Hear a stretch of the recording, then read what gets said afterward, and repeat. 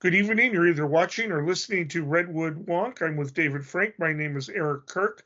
We are discussing national politics of the day, and we have to start with the hurricanes that we've already had. Elaine, the hurricane, run through. We've got Milton that's just now starting to run aground. It's set all kinds of records in terms of hot water and in the Gulf or in the ocean, and a lot of other records breaking. It's a hurricane category 5. Trump said that he has never heard of a hurricane category 5 hitting land, which is really strange because he said the exact same thing about a hurricane way back when he was in office. But at any rate, there have been all kinds of political issues that have been raised because the Trump campaign and a number of Republicans outside of the hit areas, and I want to emphasize that, outside of those areas,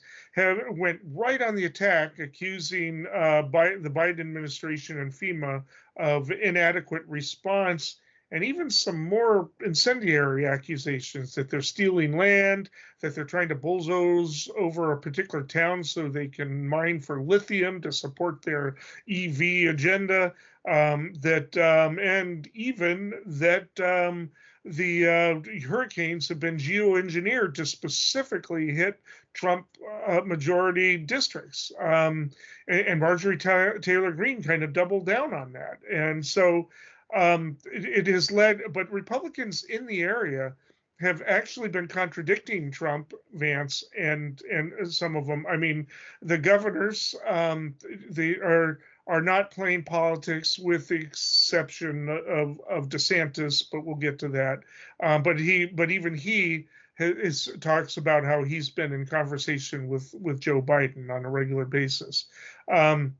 The other governors and the senators, Tom Tillman, are all saying that FEMA is doing what it can on the ground. It was ready. It's been doing what it needs to be doing. And of course, there's always other things that need to be done that aren't getting done, but that's just a matter of capacity. And Congressional Representative, House Representative Chuck Edwards of North Carolina had to issue a statement. It's an 8-point statement, and I'll go into it in a little more detail in a little bit. But the first thing he has to tell his Republican constituents is that Hurricane Helena was not geoengineered by the government to seize access lithium deposits in Chimney Rock. That's number one. There's a bunch of other things that he's clearing up, but he also says real clear FEMA is not going to run out of money. The claim that, they're sending it to help immigrants and foreign aid, those are all separate packages, separate funding. And so it can't be drawn from one to the other. The FAA is not restricting access to airspace, and Trump keeps saying that. There's no helicopters, there's nothing happening on the ground, trying to basically manufacture a controversy where there really is none, at least not according to the leaders in the area, both Democratic and Republican. And this is really a shame because it's actually, because some people are believing a lot of this stuff, it's actually hampering FEMA efforts. People don't want to leave the area because they're afraid it's going to be seized and lithium grabbed from their house, whatever. I mean, it's just, it interferes with it. It causes confusion. I mean, there was a time when there was an ethos, even in the middle of a campaign, that you support the country's leadership in an emergency, at least for the first few days. You can be critical later. Come in later and complain about what was done. But for the first few days, you are a united nation in the face of catastrophe. And this is not happening. This is not the politics of normal anymore. And it's really a shame, and it's dangerous and maybe even lethal. I can go into more details, but Dave, I'm going to let you chime in here. Yeah, thank you very much for that setup. I think that you kind of framed the issue accurately. The big picture, I think actually President Biden framed pretty well, that we're in the midst of two historic hurricane storms in 2 weeks. There's been an emergency declaration. There's been a surge of resources. There's been federal and state coordination. But unfortunately, these are Biden's words. There's been a reckless promotion of misinformation and lies that are harmful to people who need the help most. So I think that's a great way to start this conversation out. From on my end, that And they are lies. These are bald-faced yeah. lies. Like Trump and Vance know this is not true, what he's saying. And that's really criminal. But Yeah, I mean, I think honestly, I try never to use the term lie. I'm always trying to give people the benefit of the doubt that there's some manipulation or some hedging of phraseology. But it's getting a little bit. The slope is very slippery here, and at some point, it you almost, if the shoe fits, right, you have to use the term. Misinformation is by another phrase, is a lie. If you're intentionally stoking fear based on something that has zero basis in fact. So I'm going to go straight to North Carolina State Senator, Republican Kevin Corbin, who recently spoke out against false allegations. And he said, look, there's a list of misinformation here that I want to that he wants to flag. And so he said, like you said, most of these, I think, that FEMA is stealing money from donations, that body bags have been ordered, but the government has denied them, that, bodies are not being buried, that the government created and directed the damaging weather, that the government is lying to confiscate lithium reserves, that, stacks of bodies are left at hospitals. It's a tragedy. It's an unprecedented tragedy in this region too. But yet the headlines across multiple states in the region read that they're highlighting the lies in effect. And so even FEMA itself had to create a rumor response website. And so we are actually talking about like the harm being caused by misinformation. What is so harmful about lies and fabrications of this nature? Why spread misinformation and conspiracy theories? Unfortunately, it's relatively simple, that it's to exploit fear and mistrust for political gain. It's like basically just, it is what it appears to be on the surface. It's disaster exploitation. So really, we have, candidate Trump, former President Trump, and the chair, Lara Trump, chair of the GOP, who's a North Carolina resident.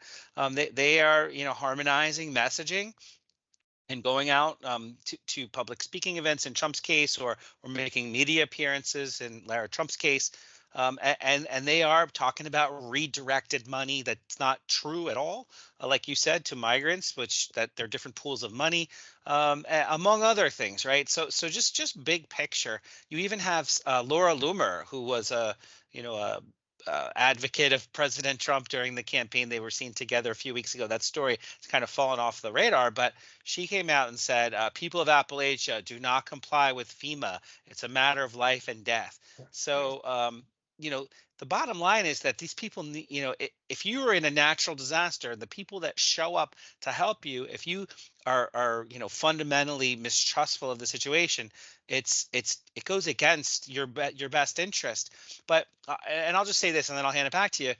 Many GOP leaders, not just in North Carolina, which we're talking about right now, but across multiple affected states, have been contradicting these claims, and they're basic.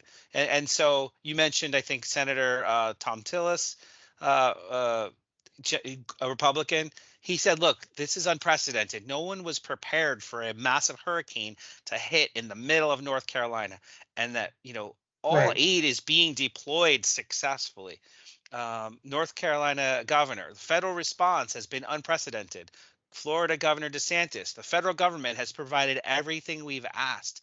And then other messaging has gone out from various sources saying it's the largest crisis event on record in this region. States are working nonstop. FEMA is here. The power companies have tens of thousands of workers on the ground. The National Guard's deployed. The Federal Department of Transportation's deployed. It's an all hands on deck situation. So it's really a tale of two cities. There's what's actually happening in the face of tragedy, and then there's basically what amounts to an unfortunate exploitative communication strategy.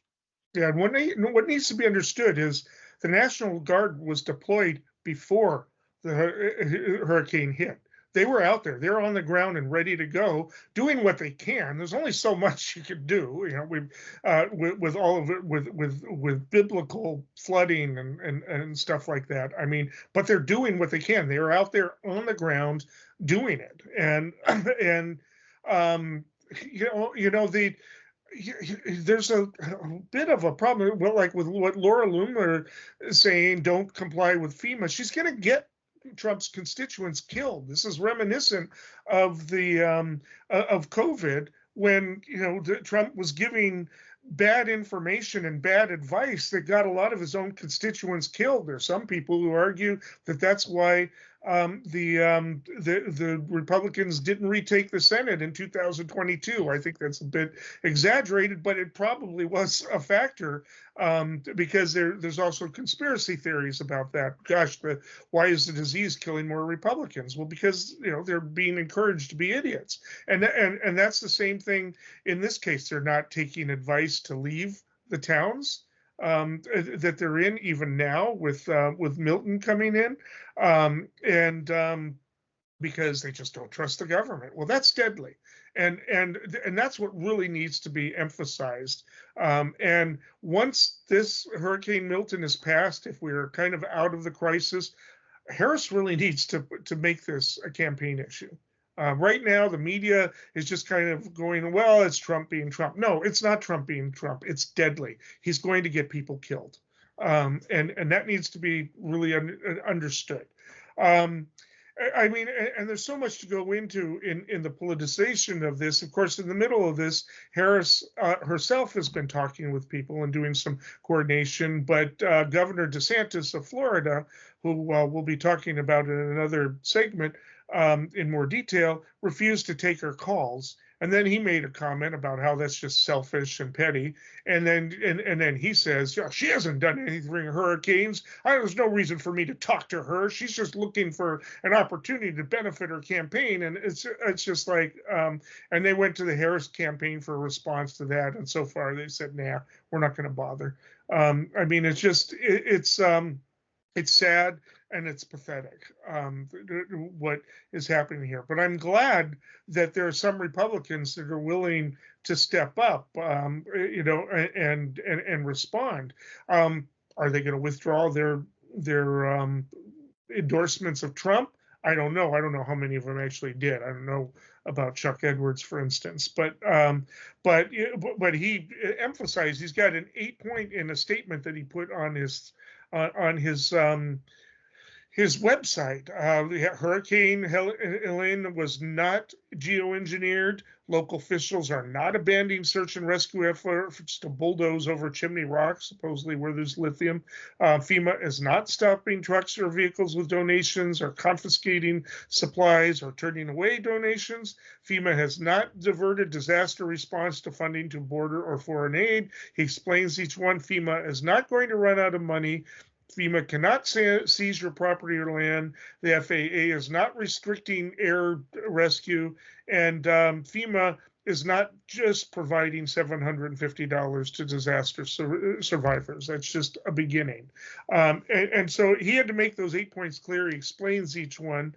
And the fact that he has to do this to try to, make it so that people can understand. Now, the communities that were hit are disproportionately Trump supporting communities, or were, it's unfortunate because this could impact the election in Georgia and even more so in North Carolina. And it's interesting that Democrats are calling for relaxing some of the requirements, such as photo ID, and the rest of Republicans are still not doing it. I don't think they've done the math yet. Anyway, that is there's just there's so much to say about it, and we can only discuss too much. But this is not what should be happening in American politics. Absolutely the opposite, and it is just sad that we've degraded to this.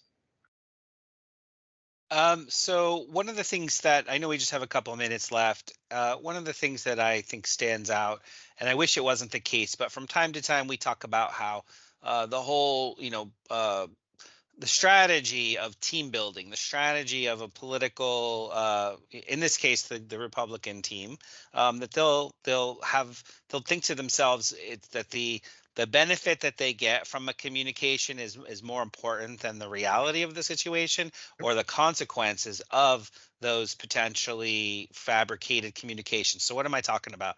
Um, well, with the fear mongering about the body bags and the death counts and the more, dead people piling up and this sort of thing, we're talking about a relatively low number, about 250-ish so far confirmed dead, the last that I looked, which is awful. Nobody wants any to lose a family member, in a flood. But the reality of it is that there were, I think the last number I saw was nearly 9,000 people saved. uh, you know Yes. Over 1,000 National Guards folks out there, probably tens or hundreds of thousands of people, Good Samaritans, local responders, like literally saving thousands and thousands of people coming together. And so this is divisive when it didn't need to be. But just in terms of team building, you've seen, I don't know, maybe you haven't seen them, but there's these AI generated photos out there of Trump like in the water, like rescuing people, and other really branded messaging. And it seems like the political theater has become a place where the consequences matter less, because they just don't, there doesn't seem to be much accountability. So hopefully in the coming weeks, people really can focus a little bit more on healing and aspiration and recovery instead of this divisiveness in the face of tragedy. I think one of the things I've been concerned about this week is that we're all sitting, as you refer to, the bubble. We've been sitting in our bubble, having a good laugh at this total, as you said, shit show. But the truth is that this plays to a lot of people that he has to win to become the next president. And I have to say, I mean, I'm sorry to have to kind of be the buzzkill here so early on, but I think Trump is going to win. I'm sorry. You know what? Yeah. Boo if you want. I am glad you're saying it. Everybody don't should wanna say say that. it. No. The enemy is complacency. Yeah. I live in Michigan. Let me tell you. I was there during the Michigan primary, and he went there in front of the Ford, and he said, I'm telling you right now, they moved this factory to Mexico. I'm putting the tariff on the cars, and that's it. And it was music to people's ears.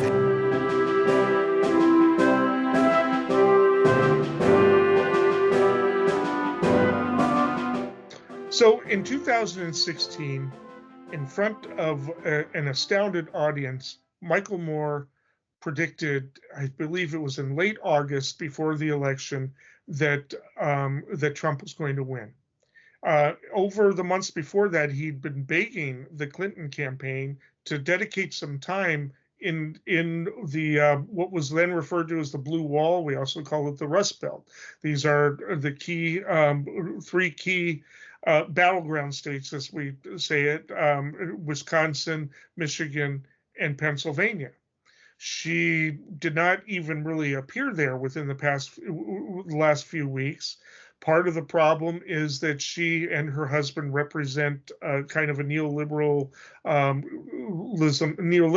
that led to the trade agreements, which cost a lot of jobs in those areas. So in some ways, Trump was actually running to her left on some economic issues that resonated. He was in the community. He's a resident of Michigan. He's talking with people, and he was saying, "It's forget about the polls. I just don't see how she's going to win this." And I think it's too late as of late August. Well, as we know, she won the popular vote, but lost in all three of those states. Then in 2022, everybody was talking about the red wave. Everybody was talking about how the Republicans were expected to land 53 or 54 senators. And even you and I were actually, I believe you and I were somewhat confident that the Democrats would hold. But we did look at those concerns as to what could happen and took them seriously. He did not. He says, I'm here on the ground. And what I am seeing is that he is not going to win in Pennsylvania. Pardon me, the Republicans are not going to win in Pennsylvania. He was not at all surprised that Fetterman pulled it out. And that everybody is in for a shock because there is not going to be a red wave. He was right. Caveat: he was wrong in 2012 when he was being depressing and saying that Romney was going to win, but that was partly based on a really bad debate performance by Obama and a couple other things. So things turned around in that one. But the point is he's saying ignore the polls. The women are going to turn out. And the young women are going to turn out in record numbers, and they are going to win this for Harris. And you and I have talked about the Dobbs effect that gets very little mention in the news. Although I did hear some pundits finally talking about how a lot of record number of young people, and especially young women registering. They might confound the likely voter formulas, and that it's possible. As we've discussed on the show, we don't know who might be ahead. It might be the Trump effect again, or it might be the Dobbs effect, or maybe it's a wash. But she's been consistently 2 or 3 points ahead in the polls, and this is the problem. If she's 2 points ahead, she's most likely going to lose. If she's 3 points ahead, she's most likely going to win. So that's a big deal of the difference between those. She came out with the Siena poll, though, showed a 4-point increase since September. In September, the Siena New York Times poll, which is one of the highest rated polls, and has been trending conservative over the past couple of seasons. In terms of its not in terms of its politics, but in terms of its predictions, it has her now up ahead 3 points. That's a 4-point movement, so we'll see. But again, Michael Moore is telling us, don't look at the polls; they don't mean anything. Look at voter registration and feel the pulse on the ground in the states that matter. Dave? Yeah, so I actually went back and looked at some of what Michael Moore had said, just because for context, I was curious where it came from. And it turns out there was a Substack article that was written, and then it got a lot of traction. The short version, and then media went and interviewed him and asked him, hey, what did you have in mind when you wrote this? And so I think there's two lanes here for understanding, or getting a better understanding of where he was coming from. He was trying to make, I think, in a little bit of a sense, he was trying to make light of it by saying Democrats are very fearful of Trump winning, but you don't need to be. So the first part of this is that he's saying that, from the folks he's spoken with, that there are like insider polls that are commissioned polls that are non-public polls that elites, and these are his quotes, elites, Wall Street, and members of Congress have seen, and they know the fate of Trump's. This is a quote, that the fate of Trump's run for office has already been sealed. So why does he think this? What did he see? It's called private and internal polling. Basically, because he's talking about this, and he used the term the tsunami of women. I think you might have said this already, but the tsunami of women that are going to show up on election day. He says you got to keep in mind that women across America were told they no longer have the right to reproductive freedom, and they know that Trump is the one who took this away from them. It's a recognition of, like you said, the Dobbs effect, the response to Trump's appointed Supreme Court justices overturning Roe. He's really hanging his hat heavily on that. When he speaks to the polls themselves, he says, look, don't discount or ignore them, but just remember that they're not determinative. And he points to, like you said, back in 2016, and he says, hey, the New York Times model said Hillary has an 85% chance of winning to Trump's 15%. And you and I, we tend to look, back then we looked at the 538 model, which was closer to, I think, 70 to 30%. But the point is that there's more to the process than just polling numbers and modeling numbers. And what Michael Moore said is that he puts his faith in surveys that actually question voters on the issues rather than candidates. So I'll pivot to this briefly and then get some feedback from you. That he's talking about. He says, look, the vice president's progressive policy positions on abortion, the environment, guns, jobs are in the mainstream. And yeah, there's a reason she's so progressive on the face of it. It's because things like a woman's right to choose, and just and then he says go down all her positions, and then he kind of rattles them off. And that's again his words. The majority of Americans believe climate change is real, that the minimum wage is too low, that America needs regulations, that we don't want to live in a country where a hurricane hits and only 1% of the people have flood insurance because it's unaffordable. He's saying that this is what's at stake, and the people already have opinions on the policies, and the policies already align so favorably with Harris and her positions. And there's another piece to this, but I'll get have you give some feedback on the policy side. Well, he does discuss the tangibles, but in his interviews, he also talks about the intangibles, the feeling he has when he's out there. He's somebody who does actually get out and talk to people, partly as because he writes about it, but also because that's just what he does. That's what makes him good at his filmmaking when he's doing that. I mean, it's just, and I'm not going to say that his feelings are like, like an Old Testament prophet or anything like that, but I take them very seriously. And he's somebody who is more prone to what people have interpreted as cynicism. When he said that in 2016 in front of an audience, that Clinton was going to lose, he was booed, or at least groaned. People were like, "No, that can't be true." But he gets a feeling on the ground. It's not something you can really, depend on. It's not science. It's different, but his feeling seems I take more seriously than a lot of the objective models. And let's be fair to Nate Silver. When he said 70 to 30%, as he pointed out afterwards, that means that there's a 30% chance that Trump would win. That's that is real. If I meant 100%, I would have said that, right? It doesn't mean he's going to win. And so I think the models are still kind of useful, but I pay less attention to them than I do to the polls themselves. I'm going to explain in my prediction that I think Cook political report is like way overboard on one of their models for one of the state Senate races. I'll talk about it at the end of the show, but and I'll explain why. But it's just that, this is something we need to take seriously. Bill Maher also predicted that Clinton was going to win. I mean lose. And he's almost absolutely certain that Harris is going to win this one. I mean, and again, these are intangibles, but these are guys who are cynical, who don't like to have good news. They like to be funny with their bad news, right? And they both seem positive. Howard Stern is positive, upbeat about it, right? I mean, it's just she was on the Howard Stern. She went on a media blitz.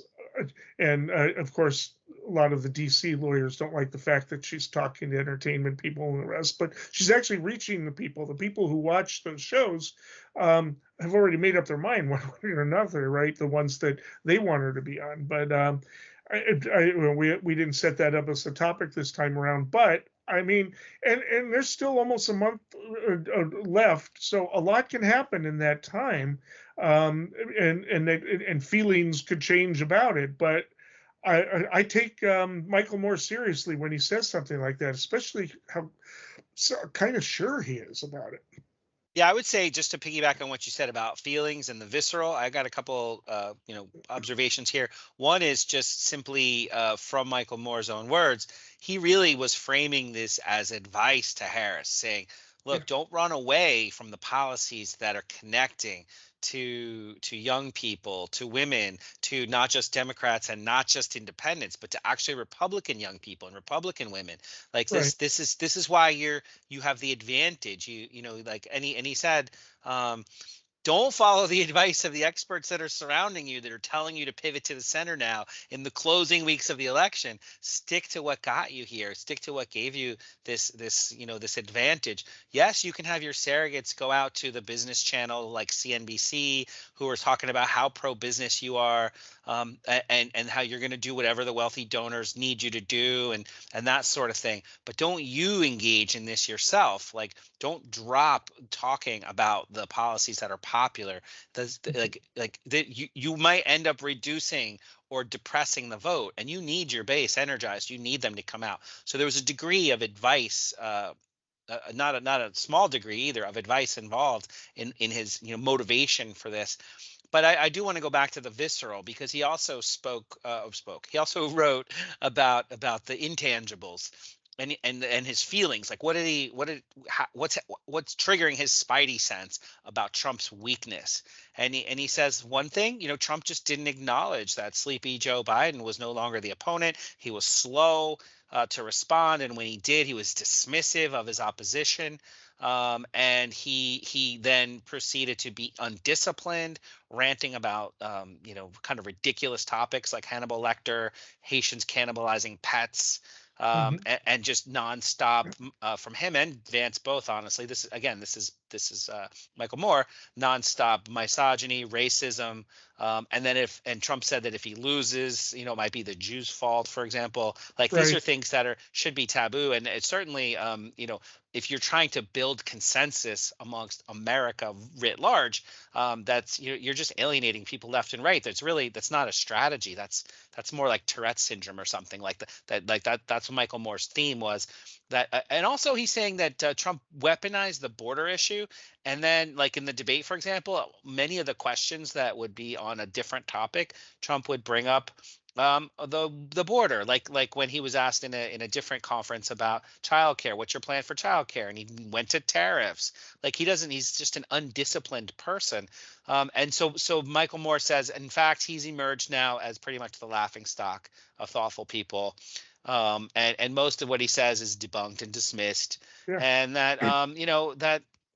The truth is that's why he's so confident. Like, that the emperor in this case has no clothes. Basically, those aren't his words, but he's like, Trump seems like an insurmountable and massively diabolically difficult challenger in a near heads up debate, competition rather. But from his position, it's probably over already, because Trump just can't do anything but appear absurd. I mean, he didn't say it explicitly, but others have said it may be that for certain people, including a lot of Republicans, his gig is getting old.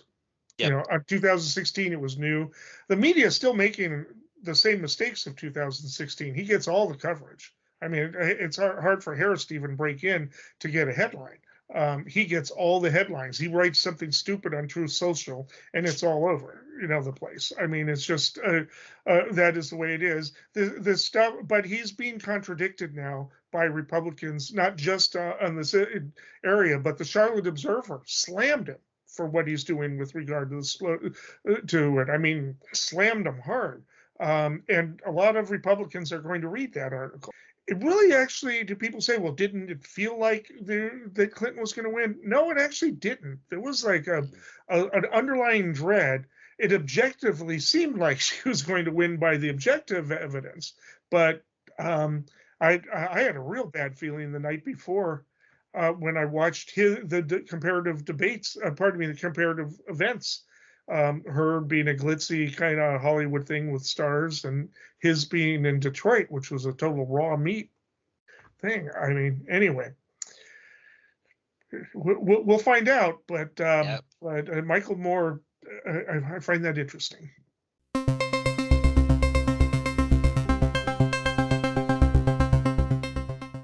We're just here to do our business the way we've been asked to do it. And it was done to prevent us from doing our job. And that is offensive to me. There's a lot of little back and forth going on now with the state taking control, but rest assured, you ain't seen nothing yet. There's more to come in that regard. A company has a right to freedom of speech just like individuals do.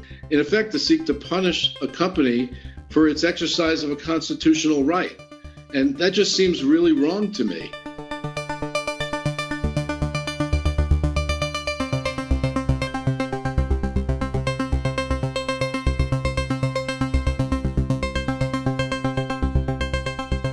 So we're going to go back down to Florida, where the Hurricane Milton is just coming ashore now, just hitting people. And so they probably aren't going to be thinking a lot about politics or even the issues we're discussing, but they are very serious. And if they're a harbinger of what's to come, if there is a complete change of American politics, we need to be very concerned. Of course, we've been reporting and discussing the book burnings and banning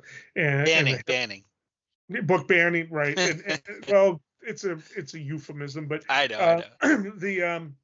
the use of heavy-handed approach to immigrants who might have accidentally voted, against the law. Everything to actually the FEMA funds that were used to ship immigrants up to Martha's Vineyard. I mean, that was way out of line, apparently, or I don't know if it was FEMA, but emergency funds. A lot of politics there, but it's gotten even more bizarre at this point. Florida, of course, has a referendum initiative that would strengthen the rights of its citizens in terms of the right to have an abortion. And it has to actually win 60% of the vote in order to pass. It's something that got onto the ballot. They didn't want it on the ballot. And he wanted to, he says it's not intimidation, but he actually used the election police to actually go and interview people who signed that petition. And this freaked them out. They're being questioned. And it's like, well, no charges aren't being made. They're just being asked questions. You shouldn't have police showing up at your door to talk about a petition you signed. That is just absolute, banana republic kind of stuff. This is the type of thing that happens under authoritarian regimes where they're trying to intimidate their opposition. And then there's a commercial that the pro-referendum people want to air, and it's pretty powerful. And he is threatening jail to any television station that airs it. I mean, this is really scary. It's getting passed around. Currently Florida has a 6-week abortion ban, and the ad claims that the law endangers women who have a pressing medical need for an abortion and can't get one in the state. And of course, the official government position is that the law has exceptions, but we know that these exceptions haven't done well for women in other states. One woman died, as was pointed out by Walz in the last debate. But at any rate, he is threatening. He does not want that aired, and so basically setting aside the First Amendment. By making these threats. And of course, we hear all about how the Biden administration or the government or the FBI was intimidating Facebook by, talking about that certain stories might be part of a Russian propaganda campaign. But this is outright intimidation. This is straight at, you're threatening to jail people for speaking for an expression that you don't like, that it goes contrary to your political positions. This is dangerous stuff. And we can get into more details about exactly what he's doing, but I'd like to turn it over to you. Well, great. Thank you very much for that setup. As I mentioned to you candidly, this is just an issue that I think is like absurd. It's almost impossible to wrap your head around that this is even happening. Why do I say that? There's firsthand evidence that that there's a million people signed this petition, plus an extra 100,000 people to get it on the ballot. So it has strong support, and even though 60% threshold to pass it to viability, to change it from a 6-week abortion ban to viability, really the big part of the improvement here isn't just access to abortion. It's a safe space, reproductive freedom, the conversations between patients and doctors, because now the bureaucracy is defending itself. The hospital bureaucracy is fearful of consequence. Doctors could go to jail, and hospitals can face serious reprimand. So this isn't just abortion access itself, not that that's a small thing, but it's really the whole entire system of state intimidation of reproductive freedom. So with this in mind, Governor Desantis has empowered his one of his agencies to go door to door, police power, people with police power, with folders of information on the person. And so they ask for the person by name who signed the petition, and they show them the portfolio of documentation they have about them, a copy of their identification.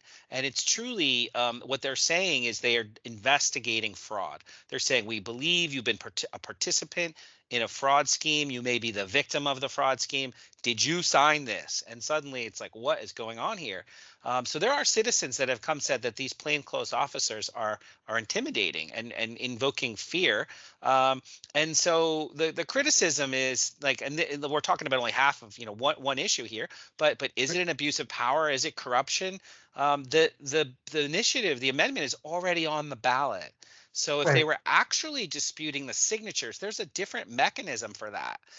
They could, when you question something getting on a ballot, you go through and you ask the people whose signatures you disagree with. You say, hey, that signature looks like it's a disqualifying signature. And maybe you would investigate a disqualifying signature. They're not doing that. They're going in and they're investigating people who are actually perceived as legitimate. So it just shows that there's a bias in the approach, an entire that in theory, by going outside of the normal process to prevent fraud, it's indicative that the real purpose is intimidation, and in particular potentially minority communities where there's already some skepticism about authority figures in general, because of immigration status, etc.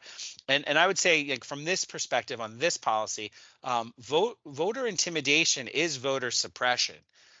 So that's that. I would say this is nothing less than a voter suppression effort, which is really unfortunate. If you'd like, I mean, I would like to also pivot to the other issue about the advertisement. But is there anything you want to mention more about the door-to-door policing? No, I think you've about said it, and I'll clarify exactly what he's threatening, and then I'll ask you to step in. But basically, there is a law, like there is in everyone. It's against the law to create a public health nuisance.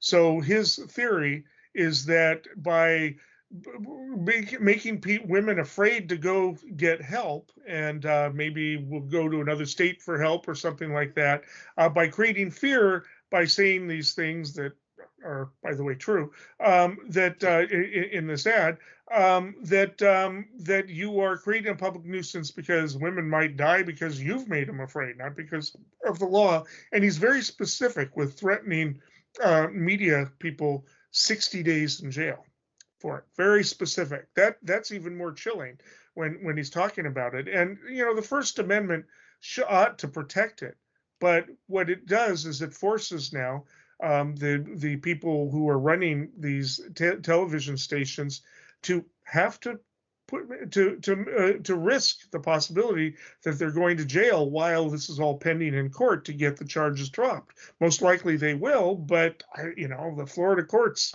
it's hard to know what they'll do or what the federal courts will do. So is it being effective? I don't know. I've been trying to find out if it's been aired or not. It's all over social media. People are spreading it like crazy. But I'll let you chime in on that.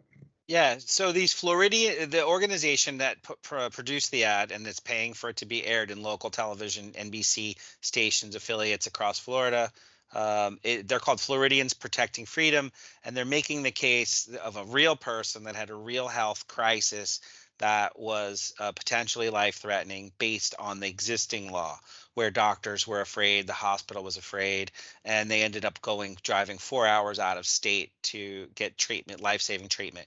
And the thing is, it's subjective when a treatment is considered life-saving. So the risk of to the doctor, to the hospital, to the patient. That's we've covered this in other topics. But what we're talking about now is the actual the advertising ban itself.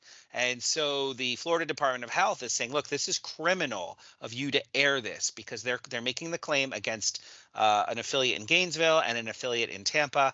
They're sending cease and desist orders, and they're saying that what you are about to air, is categorically false, and that current law does not allow doctors it does not prevent doctors from performing necessary to preserve the life and health of a woman, and that it's dangerous. What you're doing, if you air this ad, it's dangerous, and that's why we're going to criminally prosecute you for airing it.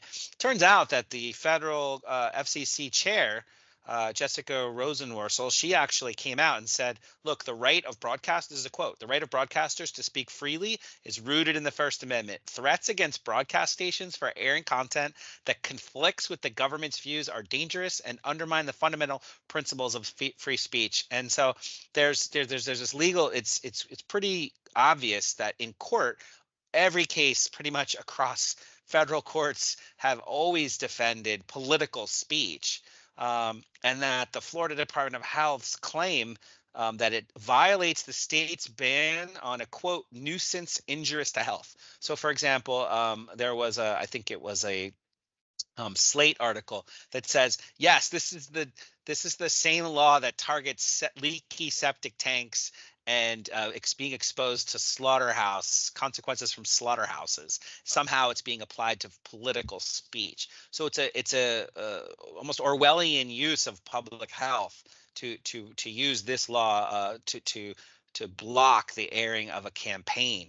And more broadly, like you're the lawyer here, you're the expert on this stuff. But to be honest, like there's tons of like case law out there where it's saying that the communicative content, any blocking of communicative content, easy for me to say, for when it's political speech, is presumed to be unconstitutional. That's the whole strict scrutiny requirement. Campaign speech is defended and protected by extraordinary strict scrutiny.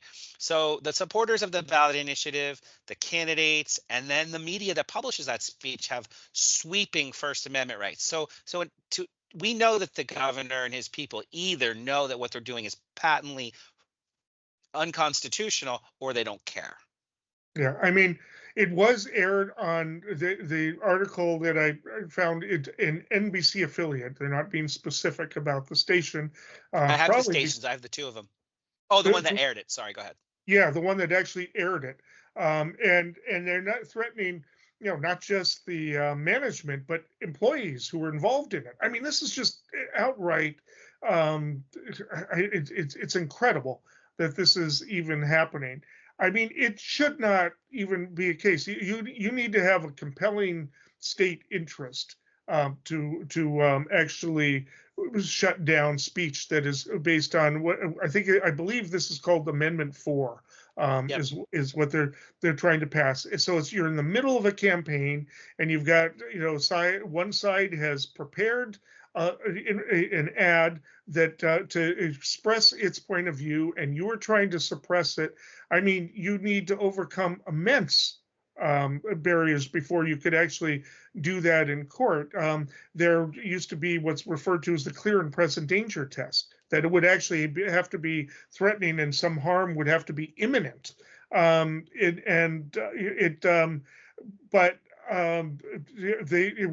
you were talking about incitement, they tried to charge people in the 60s with incitement because Dan Siegel in Berkeley had said someone ought to burn down the ROTC building. Later that night, it got burned down. Well, it was hyperbole. He didn't actually mean for it to happen. He didn't set time, and the courts basically said he would have to set time, place, and manner. He'd actually have to be directing people to do it, not just yelling someone ought to do it. That's not enough. And so he would have an immense threshold. But when you're threatening to jail not just the management, but even the employees who are involved, I mean, who's going to want to do it? Who's going to want to take that kind of a chance? Well, maybe some are, and I haven't been able to find any coverage. At least one station did play it. I don't know if they're continuing to play it. But when you try to censor something like that, what happens is it goes viral and people will see it. So I think it was not only bad law and unethical, but I think it was also bad strategy. Is Amendment 4 going to pass? I don't know. I think the polls are showing that not that it won't win the majority, but getting 60%. That's a big threshold, but we'll see. I know we're just in the closing minutes here, and I think it's, from my perspective, I just want to double down on the fact that how ridiculous of an attempt it is. We know why they're doing it, because, like you said, they're going to, the Yes campaign to reinstate abortion rights are conceivably pretty close to that 60% threshold. They're already near 50, and there's a pretty large undecided population. And so that it's the writing's on the wall that this very well could pass. So the state is using funds to air ads against it, and trying to shut down any popular spreading of the messaging, which we've talked about so far. But I want to just hammer this one point home, that the First Amendment protects citizens' rights to promote known falsehoods, outside of a few narrow exceptions like defamation. Yes. And so even the former FCC chair Tom Wheeler said bluntly, you're allowed to lie. Political ads are allowed to be lies. It's in the case law. And so that there's almost no ground to stand on to try to prevent this from airing. Eeny, meeny, chili beany, the spirits are about to speak. Are they friendly spirits? Friendly? Just listen. This brings us to our predictions. Dave, what do you have for us? So this week I'm going to refer to the most recent segment we just did on Amendment 4 in Florida, which is the reinstatement of abortion rights up to the point of fetal viability, which would overturn the 6-week ban that's currently in place. In the language of the bill, I think there's an element that says generally acknowledged to be the 24th week of presidency. The 24th week of pregnancy. So when you look at the polling right now, it's yes 46, no 38, with 16 undecided, and that's according to one recent poll. So it's really close to meet this 60% threshold. You would need almost all of the undecideds to come over into the yes side, perhaps get a few of the current no's to come over. So it's really close. It's razor thin. But my prediction is that just based on the heavy-handedness of Governor Desantis's approach, going door to door and confronting and intimidating voters and blocking advertising, like patent, bold-faced constitutional violations of political messaging and advertising, that there will be a reaction. There will be people thinking this is too heavy-handed by half. And my prediction is that Amendment 4 will pass in Florida. I wonder if it'll have an impact on the Senate and presidential races down there. We'll see. All right, I'm going to make a prediction here. I am going to contradict Cook political report. Had to resist saying Cook's Country. I get them mixed up all the time, the kitchen thing show. But they have moved the Wisconsin Tammy Baldwin versus Hovde, if I'm saying that name right, the Republican, from their lean Democrat to their toss-up. This is based upon their poll gives Baldwin a 2% lead. And a couple of other polls also showed a shift from September down to a closer race. On the other hand, since they've done this switch, Quinnipiac, which actually also trends conservative of late, has Baldwin ahead by 4 points. And you look down the polls, and there's not one poll that has the Republican ahead. Every single poll has Baldwin ahead. The lowest is 2 points. The largest is 7 or 8 points. And this is going back quite a while. I think there I go. Cook's is trying to get some attention here. and to their own poll. I think they're putting too much stock in their own poll. I am predicting that Baldwin is going to win this race, and probably by 5 points or more. I do not think that there is a horse race here that, at least not, is being reported by some of the media, not all of the media. We'll find out if we're right in our predictions, but until next time, stay informed and stay engaged.